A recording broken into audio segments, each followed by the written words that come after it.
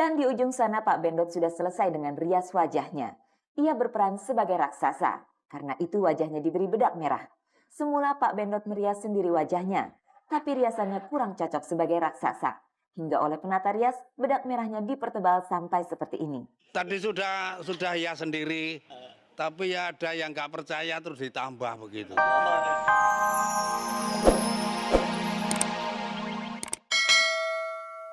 Pemirsa, sore ini telah kami siapkan sederet sajian menarik, antara lain bagaimana para pemain ketoprak humor berias diri. Dihias cakep ya nggak cakep ya udah sampai udah casting nggak pernah cakep. Itulah Pak Bendot yang tidak pernah merasa cakep dengan tata riasnya. Dalam ketoprak humor ini pula ikut main Misye Arsita yang mengaku sangat sakit hati pada mantan suaminya. Boro-boro dia ngomong, terima telepon saya aja dia nggak berani, masa dia berani mau ngomong sama saya. Ayo kalau berani maju. Dari ketoprak humor, Anda akan kami ajak menjumpai Rumpis, sebuah grup vokal yang sohor 10 tahun lalu. Lama grup ini tak terdengar kegiatannya.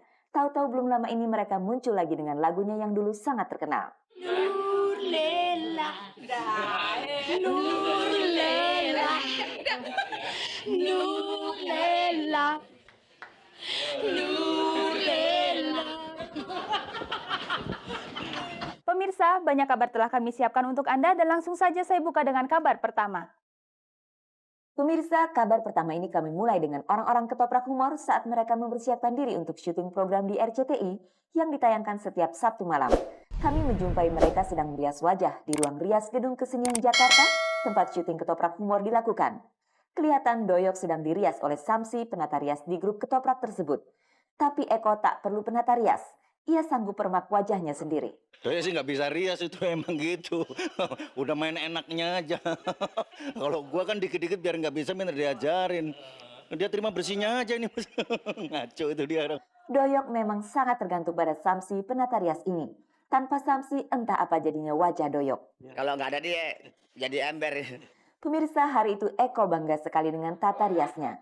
Ia memainkan tokoh raja. Seorang raja. Kita katakan raja tapi raja kecil. Nah, kalau ini bajak laut. Ini anaknya raja. Nah ini belum jadi. Kalau udah jadi mau, waduh. Tapi jadi nggak jadi tetap gini aja. Sementara itu di sebelah sana tampak Hari de Vretes juga sedang dirias. Dalam ketoprak humor kali ini, Hari yang tokoh Lenong Rumpi itu diundang main sebagai bintang tamu. Karena tak bisa berbahasa Jawa, ia boleh memakai bahasa Betawi. Katanya suruh ini aja, suruh apa? Tancap. Ya gue pakai dialog Betawian kali. Nggak apa-apa katanya.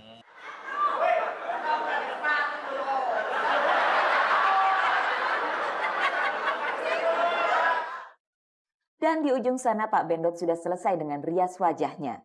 Ia berperan sebagai raksasa, karena itu wajahnya diberi bedak merah. Semula Pak Bendot merias sendiri wajahnya, tapi riasannya kurang cocok sebagai raksasa. Hingga oleh penata rias, bedak merahnya dipertebal sampai seperti ini. Tadi sudah ya sendiri, tapi ya ada yang nggak percaya terus ditambah begitu. Oh, itu teplok mana?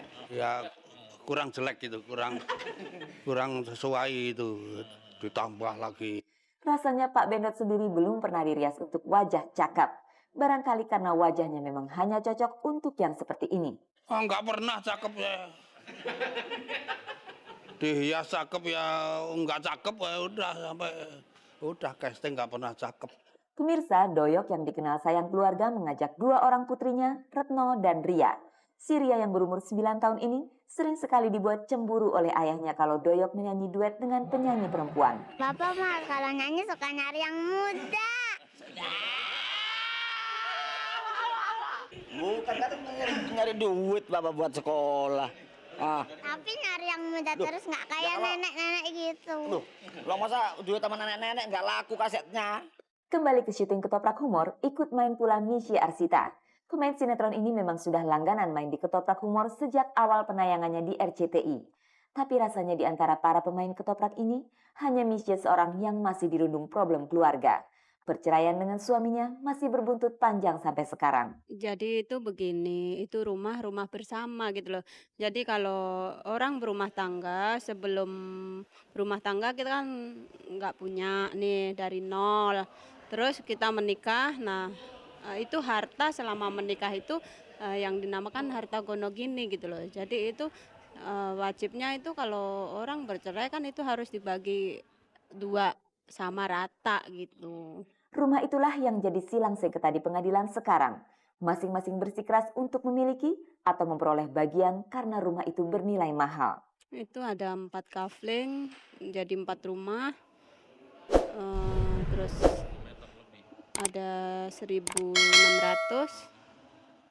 dan itu juga kita beli bersama, waktu itu kita bangun bersama, sampai ngisinya saya sendiri yang ngisi, dari pernik-pernik kecil-kecil yang ngatur mebel segala macamnya, pokoknya saya semua.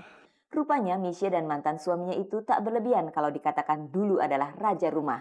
Karena mereka ternyata mempunyai banyak rumah dan juga barang-barang mahal lainnya. Ada 2 rumah di Villa Lenteng Agung, terus sebenarnya ada juga di Puncak gitu, di Kota Bunga, terus ada beberapa mobil ya, ada Mercy, ada BM, ada beberapa kijang motor gitu ya.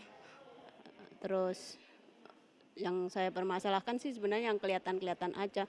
Kalau seperti tabungan di bank gitu kan saya tahu persis ya nilainya, karena saya kan sebagai istri tahu dong, dan waktu itu naruhnya saya juga ikut.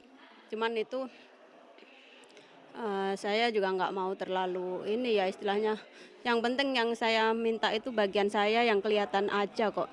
Kalau yang seperti uang gitu kan, walaupun saya tahu itu juga ada hak saya, tapi saya nggak meminta gitu loh. Misye merasa sangat sakit hati. Perkawinan yang dulu bergelimang kekayaan itu tiba-tiba koyak ketika ada perempuan lain masuk dalam kehidupan suaminya. Sinta Bella, perempuan itu, tak disangkanya sama sekali ketika Misye sempat memeluknya dan mengagumi hidungnya. Saya sebenarnya kalau dibilang teman juga enggak, karena nggak pernah main satu acara apapun. Cuman saya tahu dia pernah main di Multi, dan pernah sekali aja itu waktu itu ketemu di RCTI. Ya saya pikir namanya pernah satu Multi ya biasalah ketemu gitu, say hello, akrab gitu, saya peluk dia. Cuman saya nggak ngeh gitu kalau dia tuh kaget. Cuman karena saya merasa ya biasa ya, sesama artis gitu, saya pegang hidungnya, kok hidung kamu operasi di mana, bagus banget gitu. Terus dia jawab di situ, di dokter deket Ancol gitu. Tapi setelah itu dia langsung duduk, langsung telepon. Ternyata dia itu mungkin telepon si Andi ya, nggak taunya backstreet gitu di belakang saya. Suara Misye mulai terdengar emosional. Ia juga teringat anaknya yang lepas darinya. Misye merasa semuanya sudah kepalang. Karena itu ia akan habis-habisan menuntut haknya. Terutama anak kalau saya. Sebenarnya saya itu juga nggak akan menuntut harta tadinya kalau dia berlaku baik terhadap saya. Karena waktu itu saya juga sempat ya ngebaik-baikin dia di media, di tabloid apa, sama di majalah itu kalau nggak salah Populer. Aku sempat baik-baikin dia karena dia pesan nama aku, kamu nggak usah ngomong macam-macam sama media. Nanti kalau kamu bisa baik, saya temuin kamu sama anak kamu. Persoalan menjadi makin tak terselesaikan karena bekas suami istri ini sudah betul-betul putus komunikasi sama sekali. Misye mengaku berkali-kali mencoba menghubungi mantan suaminya tapi tak ada sautan. Dalam kejengkelannya itu dan dibalut hati yang penuh emosi, Misye lewat kabar-kabari mencoba menitip pesan kepada mantan suaminya supaya bersedia bicara dengannya. Boro-boro dia ngomong, terima telepon saya aja dia nggak berani, masa dia berani mau ngomong sama saya. Ayo kalau berani maju.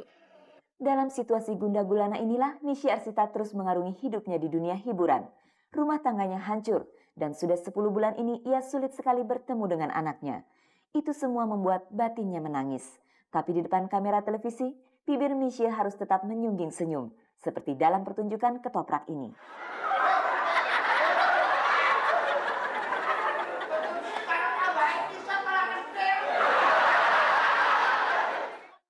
Pemirsa, 10 tahun yang lalu ada sebuah grup vokal bernama Rumpis. Personilnya terdiri dari Vina Panduwinata, Atik Sibi, Tri Utami, dan Malida.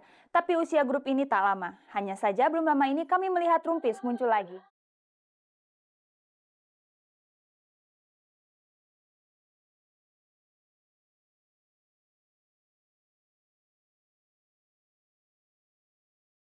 Keempat perempuan penyanyi ini muncul lagi bersama-sama, mengingatkan kita pada 10 tahun yang lalu ketika mereka masih bersama-sama bergabung dalam sebuah grup vokal bernama Rumpis.